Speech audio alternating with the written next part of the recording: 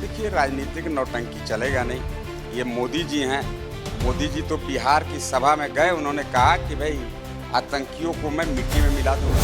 कि बिहार में जाके काहे बोल रहे हैं? अरे पूरा इंडिया एक है। किसी का धर्म पूछ करके हमला होता है, मतलब हम कह सकते हैं कि एक विशेष धर्म पर ये हमला हुआ। जब जब आतंकियों ने भारत की ओर या भारत के विरुद्ध कुछ घटना दुर्घटना किया, मोदी जी ने बढ़ चढ़ के उनका सर्जिकल स्ट्राइक करके या और भी किस रूप में जवाब देने का मोदी जी ने काम किया।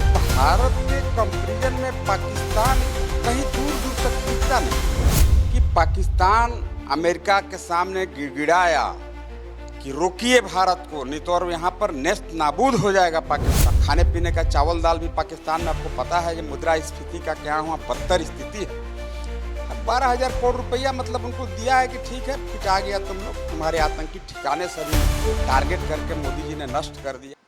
पहलगाम में हुए आतंकी हमले के बाद जिस तरीके से भारत और पाकिस्तान के बीच और सिंदूर ऑपरेशन जो भारत की तरफ से चलाया गया, यूं कह सकते हैं कि आतंक पर एक बड़ा प्रहार भारत के तरफ से किया गया। हालांकि पाक की नापाक हरकत भी इस बीच देखने को मिली है, सीज फायर हुआ, लेकिन भारत की तरफ से कुछ शर्तें हैं। हमारे साथ बातचीत करने के लिए बीजेपी से विधायक है सत्येंद्र नाथ तिवारी सर, ये जो पूरा प्रकरण देखने को मिला, अभी क्या लगता है कि पाक की नापाक हरकतों से वो बाज आएगा?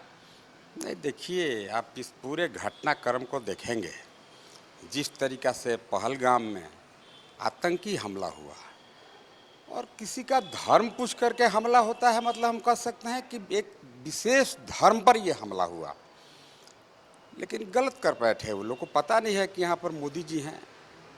और आपको पहले का अगर देखेंगे हिस्ट्री, जब जब आतंकियों ने भारत की ओर या भारत के विरुद्ध कुछ घटना दुर्घटना किया, मोदी जी ने बढ़ चढ़ के उनका सर्जिकल स्ट्राइक करके या और भी जिस रूप में उनको जवाब देने का मोदी जी ने काम किया। अभी ऑपरेशन सिंदूर आप देखिए, मैंने भारत के कंपैरिजन में पाकिस्तान कहीं दूर दूर तक टिकता नहीं है। लड़ाई भी हो तो दो बराबर के लोगों में, या 60-40 ताकत हो तो थोड़ा लड़ाई का साहस दिखा सकता है। पाकिस्तान का कमर मोदी जी ने इन दिनों इस चुनाव में ऑपरेशन सिंदूर के नाम से आतंकी ठिकानों को इन्होंने तबाह कर दिया। और ये सीज फायर अगर हमसे पूछेंगे, इस सीज फायर इसलिए हुआ, अमेरिका को गिड़गिड़ाया पाकिस्तान, जो हुजूर अब मेरे पास कुछ रहा नहीं, खाने को रहा नहीं, कोई मेरे पास एयर बेस बचा नहीं। अमेरिका ने, भारत ने 2 दिन में ही तबाह कर दिया सारे एयरबेस को, उनके तमाम आतंकी ठिकानों को इन्होंने ध्वस्त किया।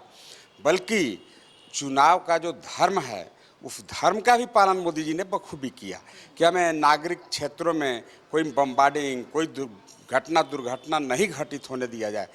पर्टिकुलर जिस पॉइंट को उन्होंने टारगेट किया, उन पॉइंट को डैमेज किया, जो आतंकी के छिपने का, रहने का ठिकाना हुआ करता था। और कुछ लोग तो कहते हैं कि भारत को थोड़ा और युद्ध लड़ना चाहिए था। अरे ज़बरदस्ती युद्ध लड़िएगा? उधर से कोई लड़ने वाला होगा तब ना युद्ध लड़िएगा।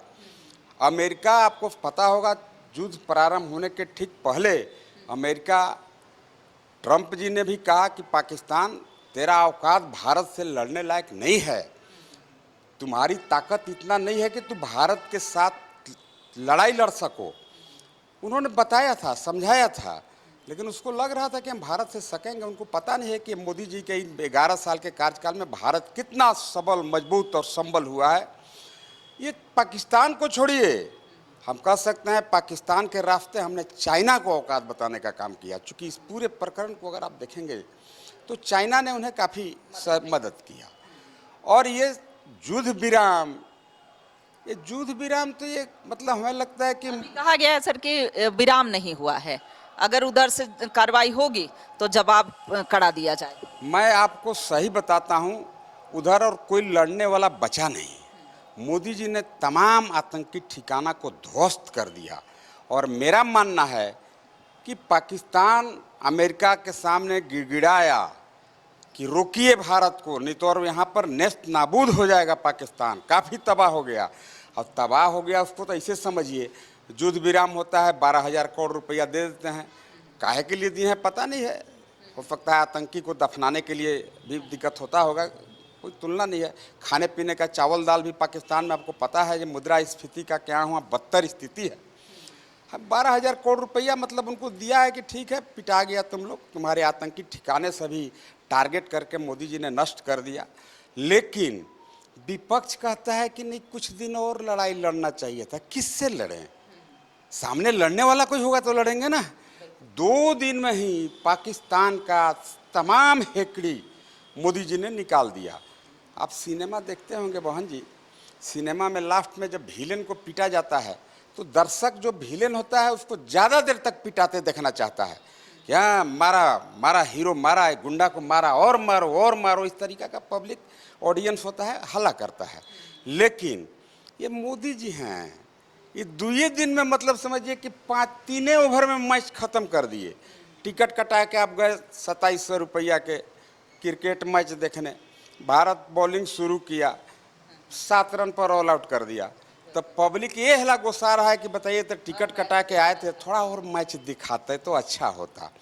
वही हाल है, मोदी जी ने नेस्त नाबूद कर दिया उनके आतंकी ठिकानों को, और इतना तबाह हुआ है पाकिस्तान, हमें लगता है अगले 100 वर्ष तक वो खड़ा होने की स्थिति में नहीं होगा। अच्छा सर, कांग्रेस नेता राहुल गांधी हो या मल्लिकार्जुन खड़गे की बात हो, इन्होंने एक दिन के विशेष सत्र बुलाने की मांग की है और पहलगांव से लेकर के अब तक ये सारी घटनाक्रम के बारे में संसद में जानकारी देने की बात कही है। मोदी जी ने पूरे देश के जन जन तक ये संदेश दिया कि मैंने 2 ओवर में ही पाकिस्तान को निपटा दिया, और संसद में बयान देंगे मोदी जी। ये कोई विषय नहीं है कि देंगे कि नहीं। हाँ, विशेष सत्र क्यों बुलाया जाए जब कहीं पाकिस्तान हमसे टिकता ही नहीं, हमसे कोई कंपैरिजन नहीं है, हमसे लड़ने की स्थिति में है नहीं, हम किससे लड़ें? पाकिस्तान से मतलब क्या जो मर गए, मार दिए गए आतंकी को जो तबाह कर दिया गया था, क्या उनको मरने के बाद? अच्छा, तो एक तरफ सर कांग्रेस कह रही है कि हम देश के साथ हैं, लेकिन दूसरी तरफ सवाल भी खड़े कर रही है, ये कह रही है कि अब क्लैरिफिकेशन दीजिए एक दिन के विशेष सत्र बुला करके। नहीं, वो देखिए राजनीतिक नौटंकी चलेगा नहीं। ये मोदी जी हैं, मोदी जी तो बिहार की सभा में गए, उन्होंने कहा कि भाई आतंकियों को मैं मिट्टी में मिला दूंगा। अब उस पर भी विपक्ष को तकलीफ है कि बिहार में जाके काहे बोल रहे हैं। अरे पूरा इंडिया एक है, हम जहाँ जाएंगे। मोदी जी ने अपना शेड्यूल प्रोग्राम को भी उन्होंने बंद नहीं किया और आसानी से पाकिस्तान को हम कह सकते हैं घुटना टेकवाने का काम किया है। बिल्कुल, तो ये हमारे साथ बात कर रहे थे बीजेपी के विधायक सत्येंद्र नाथ तिवारी, और इन्होंने जैसे बताया कि कैसे पाकिस्तान घुटना टेका। अगर कोई सामने वाला लड़ने की स्थिति में हो तभी लड़ाई लड़ी जा सकती है, अन्यथा ये लड़ाई किससे लड़ा जाए। बहरहाल देखना होगा कि प्रधानमंत्री का जब संबोधन होता है रात्रि 8 बजे तो वो अपने संबोधन में कौन कौन सी बातें कहते हैं, क्योंकि पूरा देश इंतजार कर रहा है। कैमरामैन हेमंत के साथ रुचि शर्मा, न्यूज़ 11 भारत, रांची।